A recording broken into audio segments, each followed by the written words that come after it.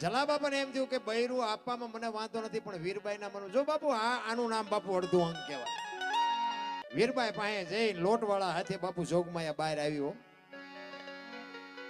એ કે એક સાધુ દક્ષિણા માગે છે કે આપી દો ને. એ કે પણ એની માગણી જેવી તેવી નથી હોય, કે જે માગે એ આપણે રાખીને શું કામ છે. જલા બાપાની આંખમાં જળજળી આવી ગયા કે આ જોગમાયાને કેમ કેવું તારી માગણી કરે છે, મારે એને કેમ કેવું. માંડ માંડ જલા બાપા બોલી ગયા કે એની માગણી જેવી તેવી નથી, એમ કે છે તારું બૈરું મને તમારી માગણી કરે છે.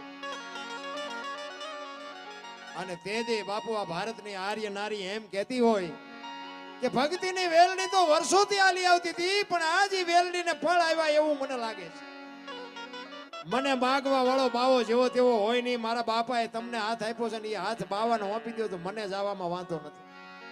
કેવી જોગમાયા છે.